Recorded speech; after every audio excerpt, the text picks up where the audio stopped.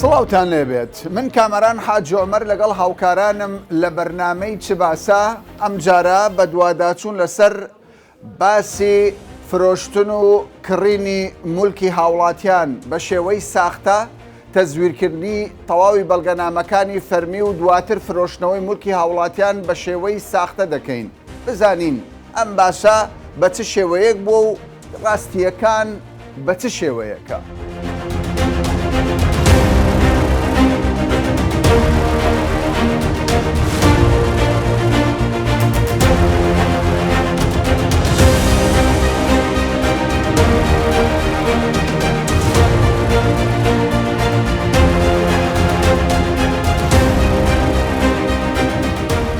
دۆسەیەکی ساختەکردنی مولکێکی گرانبەهام لە هەولێر بەدەست گەیشتووە کە لێرە تۆمەتبار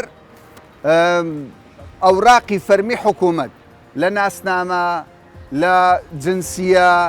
لە کاتب عەدل، لە تاپۆ، هەرچی ئەتوو دەڵێ خوا داینابێ ئەوە یەک بە یەک لە بایە هەر هەموو ساختە کراوە. دۆسەیەکەیان بۆ ناردوو گوتیان کاکە لە هەولێر مولکێکی گرانبەها ئەو مولکەی ئێستا دەبینن ئەم مولکەیە لەلایەن گروپێک کە باسی لێوە دەکرێت ئەم مام حاجیە خاوەن مولکێتی بە ناوی ئەم مام حاجی ئەو گروپە ئەو مولکەیان فرۆشتووە دواتر 90 ملیۆن دیناری عێراقیان لە یەکێک لە بانکەکانی هەرێمی کوردستان و عێراق دەرهێناوە. ئێستا مام حاجی نەدەتوانێت مولکەکەی بفرۆشێ و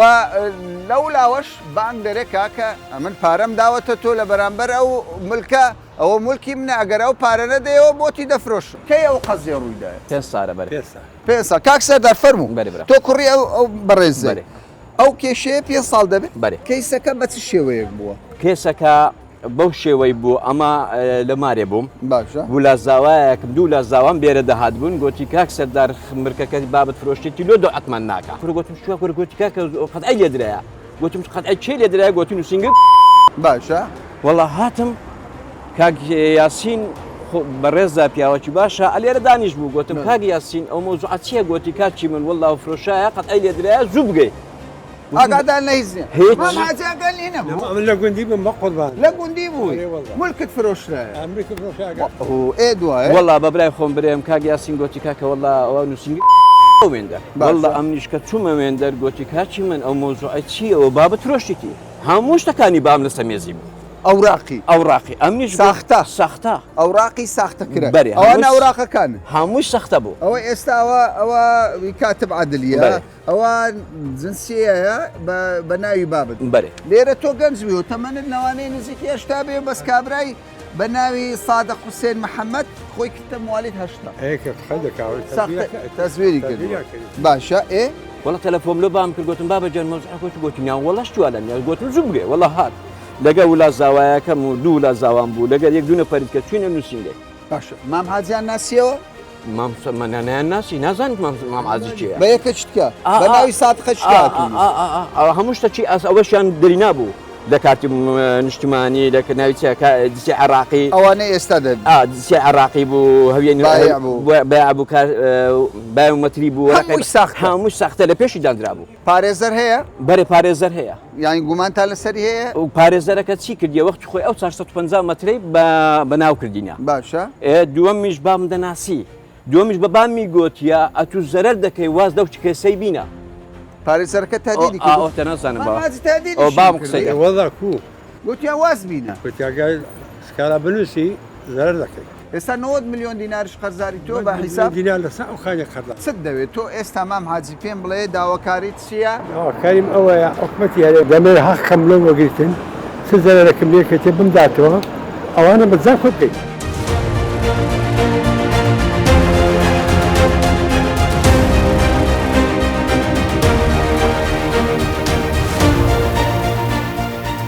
لە نێو نووسینگەکانی عقارات کە کاری کڕین و فرۆشتنی خانوبەرە دەکەن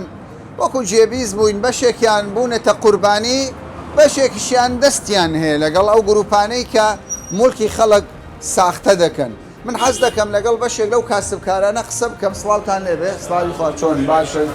باشن ئەحواڵتان لە مێژە کاری عقارات دەکەن تقریبا 12 سال لە ئاراتیشەکەی. زۆر باشە. سەبارەت بە ساختەکردنی مولک خان و زەوی ئەمە حاڵەتیان بۆتە دیارە. ئەمن ئێستا بخۆم یەک لە بەخۆم عەرضم کڕیە ئافرەت تەزویری کردیە. بووە قوربانی. بەڵێ من بەخۆم کڕیمە نووسنگەم هەیە گوم چوویمە لەگەڵی دانیشتومە تەماشەم کردووە وەکالەی تەواوە سەنەدی مەزبوطە زیسە نفوس مەزبوطە دواتر کە بۆمان ئاشکرا بووە زیسە نفوسەکە لە کەرکووک تەزویر کرایە. تەزویر کرایە لە کەرکووک تەزویر کرایە تەماشەمان کردیە بیعیم دایتێ دانیشتیمە یعنی معامیم لەگەڵ خۆم بردیە تەماشایان کردیە هیچ کێشەی نەبوو. دواتر بۆمان دەرکەوتووە تەزویر بوو. چەند زەوی؟ وەڵی بای مەبلە بە دۆلاری بای 14 دەفتەر بووە بای 15 دەفتەر بووە. یعنی ئاردی گرانبەها ئاردی گرانبەها زیاتریشی تێدا بووە. زیاتر هەبووە ئەمن نەم کڕیوە بەخۆم یعنی هەبووە لە لێرانە کڕیوتیان سعری زیاتریش بووە لەو پارێکە بەحسەکەم. بەس من بەخۆم کڕیمە بە 14 دەفتەر تەزویرش بووە بەس پارەکەم نەڕۆیشتە زوو گەڕانیتمەوە. جیرە؟ جیرە بخۆی نازام جیرایان نەچکەوانە بە شخصێک ناکرد. ئەمن پارەی خۆم وەرگرتەوە لەم نەگەڕای پارەکەم ڕۆیش بوو ئاردەکەش تەزویر بووە. بەسەوە بە شخصێکیش ناکرێ برێ بە تەنە یەک شەخص بی ئافرەت بووە پیاوی مۆزەفی لەگەر بووە خەرچی تکەی لەگەر بووە پاڵ پشتیان کردیە کە هەموو نەوعەچی تەزویرەکەیان دروست کردیە. چیرۆکی تۆ چۆن؟ کەسێک هات ئێرە گوتی زەویەکمان هەیە دەیفرۆشین باشە بە 10 دەفتەر و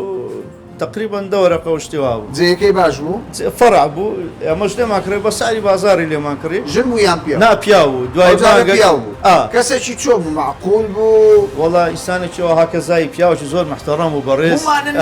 هیچ گومانێکی لێ نەدەکرا ینی پیاوەکی زۆر بەڕێز بوو سوێندت دەخوارد بە پیاوەکیەوە معقول بەحسابی وەی کە مەسەلەن ئەو مڵکەی دەفرۆشت دەیگوت برازای ئەو کابرای پارێم قەردارە لە بەدەر قەردی دەیداتەوەمە بەڵام ئەمە هەر بە سعری بازاڕی برێن مرکەکەمان لێ کڕی باشە دوای مانگەک ئەو زەزانیمان کە مرکەکە تەزویرە دیسانێ وەز بە جەماعەتش کە سەختەتی هاتبوونەوە بازاری هەمان مرچیان تەزویر کرد و دەیانویست دووبارە بیفرۆشنەوە خەڵکیت کە فریودە خەڵکی سینگەش دەبێتە قورب پێم بڵێ لە کەیەکەوە مەسەلەی ساختەکردنی مولکی خەڵک دەستی پێکرد ساختەکردن هەر هەبووە بەس لەو ئاخیرەی زیاد هەر هەبووە لە ساری مەسەلەن 2010 وردە هەبووە تاک بەس بەو ئاخیرەی زیاد کو دەسانی ئەتو ینی جێت لێ بووە یان یەک لەوان ئەلەوتکانی کرا لێرە لەو توانی سەری عقد کرا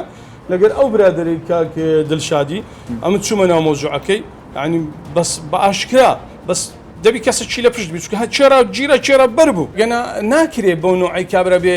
ئاردی لەو فلانی بکڕیلەوەی بکڕی و ئاردی کابراایکی تەزویر جسە و نفوسی تەزویر کردبی و بە هەموو شێوەیەکی بێ ئاردەکەی بفرۆشتەوە کە ئەنەهوو هەدیار نەبی چکەوە ئەوەش تاپۆ و ئەوانە بەرپرسن لە بەرەوەی دەبی بزانن ئەوە کو ئەو سەختەکاریە کرێ ئەدی خۆ ئەگەر ئەو نەکردبی ئەو سەختەکاریە نەکرابی سزاکە دەبێت تۆن بکرێت دەبیزاکە زۆر توندیش بکرێ نەکتون بکرێ زۆر تون بکرێ بەرام ئایا کو تێپەڕیا لە دایرەی تاپۆ و نفوس و جنسیە و هەمووشی تەسویر کردیە و وەکالە کرایە و بێ عادەکی بفرۆشی و ئەو سبەی دووس بێ کابرای و کاکە وەڵاو عادە ئیمنە کاکە ئیتونیە کو ئیتونە وەرە دانیشە فعلەن دەرکەت کە ئیویە صاحب مرچێکە بە تەزویر فرۆشە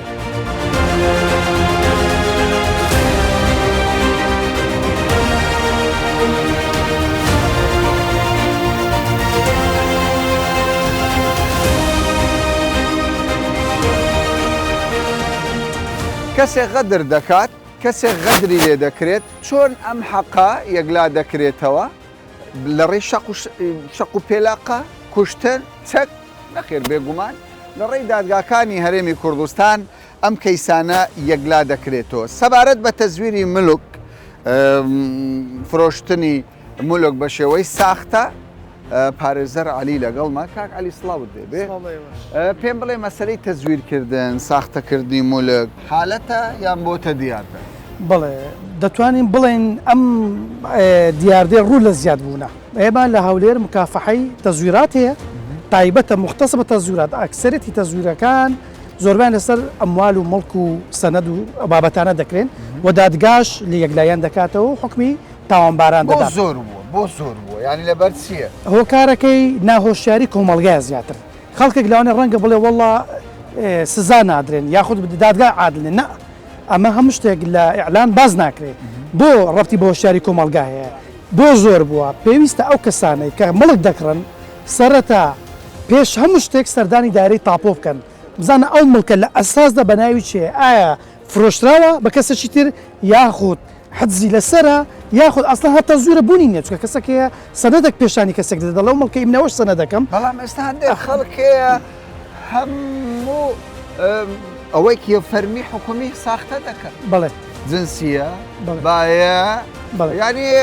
دۆزینەوەی زەحمەتە وەکو باسینەوە بەڵێ لەبەر ئەوە ئەم حاڵەتە پێشتر زیاتر بوو بەس ئێستا بەهۆی ئەوەی کە نەفوس جنسیە بووە بە کارتی نیشتیمانی تەزورکردنی زەحمەتە بەڵام ئەگە تەزوریش بکرێ حکومەت دەتوانێت ڕێگری بکە چارەسەر هەیە چارەسەرەکە چییە؟ جیهازێک لە دایرەکانی تاپۆدا بنێ ئەو کارتی نیشتیمانێک کە دێ لەو جیهازە بدرێ وەکو فەرمانگەی دایرەی بە نفوس بزانە ئەو کارتە ئەسڵەکە خۆیەت یان تەزویرە.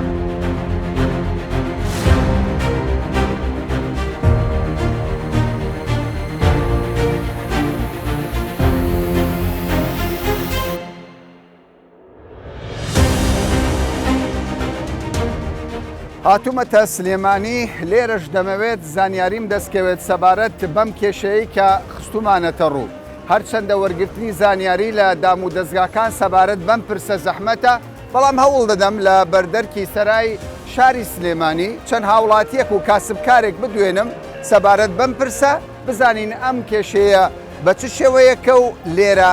چ باسە.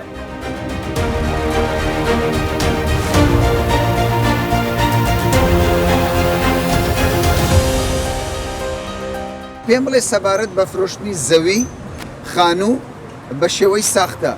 ئەم دیاردە هەیە یاخود نییە لە کوردستان هەیە لە هەمووی بەربڵاویشە بەربڵاوە بەڵێ چۆن هەیە ئەوەی ئەمانە ئەیکەن ئەم تەزویر و ساختێ کەسی احتیادی ناتوانێت بیت ناتوانێت ئەبێ پشتی هەبێت ئەگەر ئاجینا کابراایەکی احتیادی خانوێکی یا بێ بە تەزویر بیفرۆشێ ئەوەش دیوان نیە نمونەمان لە سلێمانی و لە هەولێر زۆرە ئێمە لە شوێنە کرد گەراجی بەغا بۆ نمونە بەڵێ هاتن دەریا کردین بۆچی کاکە کردی بە مەعرز بە شەرتێک ئی زمانی حکومەتی عێراقی خۆشێتی هاتن کردیان وتیان ئەڕۆم ڕۆ ناڕۆن بە شەق دەردادەک وەڵام بە شەق دەریا کردین ئەوە سا تا گەراز براوە بۆ بنی دنیا هەموو خەڵک لێ یەکە هەزارەها شوێنی وا فرۆشراوە کابراگاشی لێ نەبوو کاک حاجی پێم بڵێ فرۆشتنی مولک زەوی خانوو بە شێوەی ساختە قەت جێبستی بووی لە من ناڵێمەوە ئەوە لە هەڵەبجە لە هەڵەبجە لە 2016 خانی وەرگەچوو لە 2020 ئەرزەکەی بکە ئەڕوانی کراوە بە خانوو لە خارج بوو نەوەڵا لێرە بوو چۆن کردو بە خانوو کاک ئەحمەدگیان وتی وەڵا کراوە بە خانوو ئاگاشی لێ نیە ئاگاشی لێ نیە ئەلەسا ئەو خانوەکە بکاتەوە وەڵا دوایی چوو شکاتی لێ کرد کاکە گیان شکاتی لێ بەلەدێش کرد بەلەدێ وتی وەرە عەرزێتری بەمێ ئەمە چۆن شتی وانە ینی بەلەدیە ئیشەکەی کردبوو داویە کەس شتکە لە باتی ئەبێ عەرزێ بەوێ دوو کەس ئەبێ سارێ بەدای دوو کەسەوە بێ ئەبێت نابێت چۆن ئەبێ دواتر چی بەسەر زەوی وەرگرتەوە زەوی وەرگرتەوە یاخود وەرنە وەریگرتەوە دوایی کات جەمال باسێکی خۆشت کرد وتت کەسێک ینی جێبیست بوون زەویەک چەند جارێک فرۆشرا بوو چۆن بۆ بابەتە ئەرزەیەک بوو فرۆشا و لە سوورەقەیەکی ڕای شەشاوە لە تاپۆ باشە فرۆشتێتی بە 7 نەفەر بەڵێ سوورەقەیدەکەی بردووتی تێم ئەرزەی فرۆشم تۆ لەو کڕیوە من لێم کڕیوە چۆن فێ فرۆشتی دێتی دەفتەرێکم بەرێ ڕۆژی خرات باقاتەکەی بە ئەرزەکە خۆی بای $500 ینی پێشینەی وەرگرت بەڵێ پێشینی خۆ دەفتەرێک لەو دەفتەرێک بەڵێ خۆ تۆ شتێکە کڕی مڵچێکە کڕی بایدە دەفتەر بێ 5 یا 4 دێستێنێ ئەوەی دانێ بە ڕۆژی خرات ئێستا کابرا هاتوو بەنەوە بە توی فرۆشتێتی وەرە مڵچێکمێ ئەمڕۆ لە سەریا بۆ تۆ دێو کڕێوتی دەمە دەفتەرێ بێ لەسەر سیقا وتی ڕۆژی قرار باقا دەکەیتری لە هەمام ڕۆژایەتی بە 7 نەفەر حەق دەفتەری وە حەوت دەفتەر زەویەکە بای $5 حەق دەفتەری لە خەڵک دواتر چی بەسەر جیران وڵایەتی کەوتوتە محکەم و محکەمەکاری ئەوان نازان باشە تۆ چی جێبیستی باش وەگەوی بیست بێتم عەرزە هەبووە لە هەفتەیەکە 3-4 دەسیگرەوە بێ ساحێبی عەرزەکەش ئاگادار بێت بەس بیستوتە یان دەزانیە بیستومە کە باس کراوە بە ساحێبی نووسنگەکان لە پرۆژە بوو یان لە احتیادی نانا هیچی نەبووە هەر کابرا بێت عەرزەم هەیە بێ دەفرۆشم دواتر دوایی کە چووە معاملەیان ویستو معاملی بۆکەن سێرەکەم عەرزە 3-4 جا فرۆشراوە 3-4 بەڵێ چەند دەسەچی کردووە بەڵێ باشە خەڵکێک دەستگیر دەکرێت ئێستاوا لە زیندانن بەڵام حکومەکەی وەکو بەپێی مادەیەکە دەڵێ تا 15 ساڵ و کەمتر دوای بە کەفارە ئازاد دەبێت پێت ئاساییە یانسیان دەبێت تونتر بکرێت ئەبێت تون دەکرێتەوە بۆ ئەو دیاردێ نەبێت.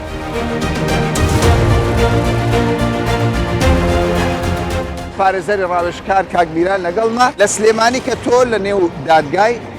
ئەو مولکانەی کە بە ساختە دەفرۆشرێن پەیسەکان زۆرە لە دادگای یاخود کەم بەدڵنیاییەوە کاکامەران پەیسەکانی ناو دادگای سلێمانی دەتوانین بڵین لەسەر دوو ئاسی سەرەکی ئەو کەیسانە بەدی دەکرێت یەکێکیان ئەو ئاستانەیە کە لایەنە لەلایەنەکان تەڕەفی حکوومەتە و لەلایەنێک تریان با بڵین لایەنێکی تریان ئەو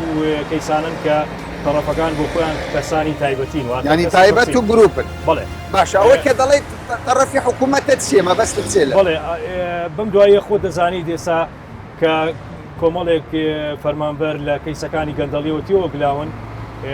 و با بڵێن بە شێوازێ لە شێوازەکان مڵک و ماڵی گشتیان بە هەدەرداوە یاخود با بڵێن اختلاسیان کردووە ئەمە ئەو کەیسانن کە تەڕەفێ لە تەڕەفەکان حکومەتە چۆن ئەو کەیسە کەسێک هەڵدەستێت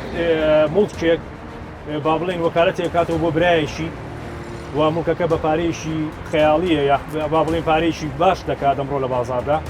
وەکالەتێکی بۆ دەکاتەوە بریکارنامەیەشی بۆ دەکاتەوە ئەم بریکارنامەیە تەسەڕوفی پێوە دەکات براکەی هەڵدەستێت بە فرۆشتنی ئەم مڵکە بە شێوازێکی ئوسوڵی و یاسایی هەموو مەراحیلەکان تێت پڕ دەکات بەڵام پارە وەردەگرێت و پارەکەشی بۆ دەڕوا هەموو پارەکە چەندە؟ نزیکەی 70 دەفتەرە 70 دەفتەر لە حاڵەت دەرچۆ بۆتە دیاردێ لە سلێمانی ئەمە دیاردێ ئەوە چەند حاڵەتێکە ژینا چەندین حاڵەتی وەهامان هەیە کە کەسەکان کاتێک دەزانن کە مڵکێک بۆ نمونە لە ئەوروپایە ئەو شخصی کە مڵکەکەی بناوە یاخود زۆر جار سیارەش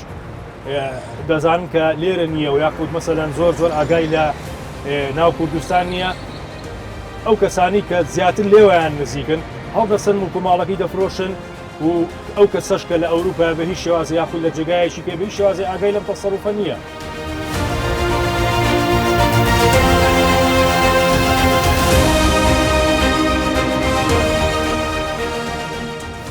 لە کاتی بەدواداچوونمان بۆمان دەردەکەوێت بە شێوەیەک لە شێوەکان ڕێژەی ساختەکردنی مولکی خەڵک ئەوانەی کە کاری ساختە دەکەن زیادی کردووە لەگەڵ ئەوەشدا پۆلیس وەک دەبینن تاوانباران دەرگیر دەکات دادگاکانیش چارەنووسی ئەو تاوانبارانە یەکلایی دەکاتەوە.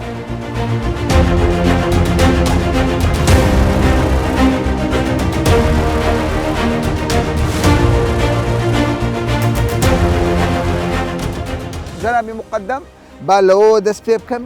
تەزویرات لە بەڵگەنامە فەرمیەکانی حکوومەت ئێستا بە بەراورد لەگەڵ چەند ساڵی ڕابردوو زۆر وەیان کەم بوو. سوپاسان دەکەم کاکابران ئێمە ئەگەر بین بە بەراورد ئەژماری بکەین ژمارە ئەو تاوانی ساختەکاری کە دەکرێتن لە هەرێمی کوردستان ساڵ بەرەو ساڵ جیاوازی هەبێ ساڵ هەیە بەرەو زۆرتر دەچێت ساڵ هەیە بەرەو کەمتر دەچێت ئەوە دەستگا ئەمریکانی هەرێمی کوردستان بە تایبەتی پۆلیس دەستگیریان دەکەن پاش وێ دەستنیشانکردنی شوێنی تاوانەکانیان ئەو کەریستانێکەوە بەکاری دەهێنن بۆ ئەنجامدانی تاوانەکان بۆیە ڕێژەی تاوانی ساختەکاری ساڵ بەڵەو ساڵ یان مانگ بە مانگ جیاواز و گۆڕانکاری چێ ساختەکاری دە چێ تەزویر دە زۆر جاران هەنێ هاوڵاتی سادەن کەەوە هەڵدەستن بەوە ساختەکردنی مستەنەدێک یان کارتێکی عرس یان خانوویەک یان تاپۆیەک یاخود سەنەویەی سیار یاخود بەڵگەنامەیە بوونی ئۆتۆمبیلە گوێی بۆ ئەوەی بتوانن فێڵ لە دەستگا ڕسمیەکانی هەرێمی کوردستان بکات بۆی بە مقابلی چەند دەستکەوتێکی مادی بۆ ئەوەی بتوان ئەو ملکەیان ئەو شتێکی هەیە بیخەنە سەرناوی خۆیان و ئاڵوگۆری پێ بکەن و دەستاودەستی پێ بکەن و بیفرۆشنەوە و چەندەها کەشمان هەیە بەداخەوە کەوە خانومان هەیە عرزمان هەیە سیارەمان هەیە کەوە هەموو دۆکمنتەکانی ساختە کراوە و چەند ئاڵوگۆری پێکراوە چەند دەستانێکی کردووە و فرۆشراوەتەوە دەجیکراون بەڵێ دەستگیر دەکرێن ئەوانی دەستگیریش نەکراون بەپێی کات ئەوانە شەر دەستگیر دەکرێن بۆ ئەوەی هێزە ئەمریکانی هەرێمی کوردستان بە تایبەتی پۆلیس دەگیرە باش هەندێک جار دەگوترێت تاوانبار گیراوە تۆمەتبار گیراوە تەنانەت فەرمانبەر بۆ بەڵام پۆلیس توانیوێتی دەستگیری بکات ئەمە تا چەند ڕاستە بەڵێ ئێمە هیچمان بەداخەوە لە هەندێک جار کە فەرمانبەرێک بێت لەسەر ئاستی ئەوەی بێتەوە فەرمانبەر بێت لە شوێنێکی ئاوە هەستیار کار دەکات هەوڵ ئەوە خەوڵی ئەوە بدات ئەگەر خۆشی بە ڕاستەوخۆ ساختەکاریەکە نەکا بەڵام ڕێنیشاندەرێک بێت بۆ ئەو کەسانێک کە ساختە دەکەن بۆ ئەوی پێیان بڵێت کە چۆن ساختەکە ئەنجام دەدرێت چۆن ئەم مۆرە ساختە دەکرێت چۆن ئەم واژوەیە دەکرێت لە شوێ دەکرێت بەروارەکەی چۆندا دەدرێت کە بە خۆشحاڵیەوە ئێمە ئەو فەرمانبەرانی کە لەو شوێنە هەستیاران داوا دەکەن لەگەڵ ڕێزی تایبەتی لیان هەموو فەرمانبەری بە ئەزمون و بەتوانان بەڵێم لە هەموو شوێنێک لە هەموو کۆمەلگایەکیش هەم کەسی باش و هەم کەسی خراپێکی تێدایە بەڵام ئەوانش بەپێی یاسا مامەڵیان لەگەر دەکرێت و لە دادگاکان یەک کێسەکانیان یەکلا دەکرێت.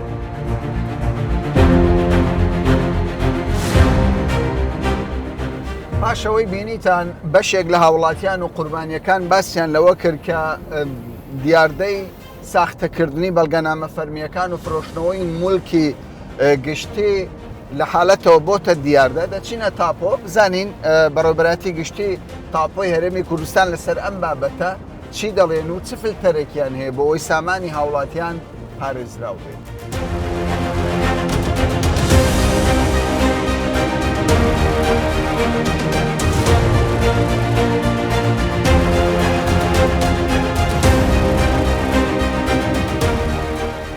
دکتۆر دیدارمان لەگەڵ چەند هاوڵاتیە کرد ئەوان قسەیان ئەوەیە دەڵێن کاکە پێشتر حالەت هەبووە بۆ ساختەکردنی مولکی خەڵک و فرۆشتنەوەی بەڵام ئێستا بۆتە دیاردە ئێوە چی دەڵێن بۆ سەرتا بە خێراتتان دەکەم لە ڕاستیدا بابەتی ئەوەی کە مولک ئەگەر تەزویر بکرێ بۆتە دیاردە ئەمە قسەیەکە دوورە لە ڕاستی لەبەر ئەوەی بەعکسەوە ئەگەر پێشتر لە سەردەمی تازەی ئینتیفازە ئەنجامدرا یان سقوتی نیزام ئەگەر هەندێک حالەت ڕوویدا لەبەر ئەوەی هەندێک بەڵگە و ئەوەلیات و ئەوانە سوتابوو بەڵام ئێستا ئەو حالەتە هەر زۆر کەم بووە و هەر زۆر ئەگەر بە پەنجەی دەست ئەگەر بژمێردرێ ئەویش ئەو حالەتانە نەکرد لە هەموو شارەکان یان لە هەموو شارەکان ئەوەش بە پەنجەی دەست بە پەنجەی دەست دەژمێردرێ بەڵێ لەبەر ئەوەی ئێمە کۆمەڵک فلتەرمان هەیە سەرەتا ئەو شخصەی کە دێتە فەرمانگەی تۆمارکردنی خانوبەرە دەبی خۆی بناسێنی یان بە ناسنامە یان بە ڕەگەزنامە یان ئەوەتە بە کارتی نیشتیمانی بۆ کارتی نیشتیمانیش ئێستا ئێمە لە زۆربەی فەرمانگەکانمان ئامێری خوێندنەوەی ئەو کارتەمان هەیە واتە ئەگەر کەسەکە بێوێ تەزویری ئەو کارتی نیشتیمانیە بکە بێگومان ئەو ئامێرە یەکسەر ئەو تەزویرە دەخوێنێتەوە ئاشکرا دەبێت کەوای فلتەر زۆرە پێویست ناکە هاوڵاتیان درڕاوەشیانە لا دروست بێ باشە سەبارەت بە سزاکە ئێستا بەشێک لە هاوڵاتیان دەڵێ کاکە بەخوا مولکێک بای چەندین پارەیە و گران بەهایە سزایەک دانراوە تا 15 ساڵ ئەویش کەمتر لە 15 ساڵ هەندێک جار حکم دەکرێت بە پێی مادەی 289 ئێوە سەبارەت بەم مادەیە چی دەڵێت؟ وڵا ئەوە طبعاً ئەو بابەتە پەیوەندی بە یاسای سزاکانی عێراقەوە هەیە و پەیوەندی بە دادگاکانەوە هەیە بۆ هەر سزایەک یاسای سزادانان عقوبەیەکی داناوە بۆ حالەتی تەزویریش ئەو عقوبەیە دانا و ئەو یاسایە ئێستا کاری پێدەکرێت لە سەرجەم هەرێمی لە پارێزگاکانی هەرێمی کوردستان و لە سەرجەم عێراقیش کاری پێتان وانە تون بکرێ باشتر بێت چکە هەندێک جار بە کەفالەتی ئەو کەسەی ساختە دەکات بە کەفالەتیش ئازاد دەکرێت ئەوە دەمێنێتەوە سەر قەنەعەتی دادگاکان باوەڕ ناکەم ئەگەر حالەتەکە یعنی تەزویرەکە لە سەری ساغ بۆ بیتەوە بە کەفالەت ڕزگاری بکە بەڵام زۆر جاریش هەیە تۆمەتە یعنی تۆ تۆمەتێک دەخرێتە پاڵ کەسێک مەبدەئەکی قانونیش هەیە المتهم بەری حتا تثبت ئیدانەتەه ڕێنمایت بۆ هەوڵات ڕێنمایی تۆ بۆ هاوڵاتیان چییە؟ خانوێک دەکڕی ئاردێک دەگڕی یان دەیفرۆشێ ڕێنمایی من بۆ هاوڵاتیان هیچ کەسێک هەوڵ نەدا کە پەنا باتە بەر تەزویر لەبەر ئەوەی یاسایەکمان هەیە ناوی یاسای تۆمارکردنی خانوبەرەیە پارێزگاری لە مافی مولکایەتی دەکا و پارێزگاری لە خاوەن مولک دەکا ئەگەر 100 ساڵیش بەسەر تەزویرەکەیدا تێپەڕی کابرای خاوەن بگەڕێتەوە و داوای ئەوە بکە یان دیعای ئەوە بکە کە ئەو خاوەن مولکەکەیە ئەوە مولکەکەی بۆ دەگەڕێتەوە و ئەو کەسەی کە حالەتی تەزویرەکەشی کردیە ئەوە سزا دەدرێت لە ڕێگای دادگاکان 15 ساڵ پێمان وانیە کەم بیت 15 ساڵ عمرێکە.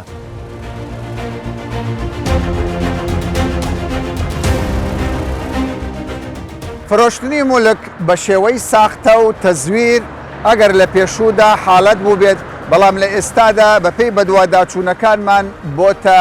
دیاردە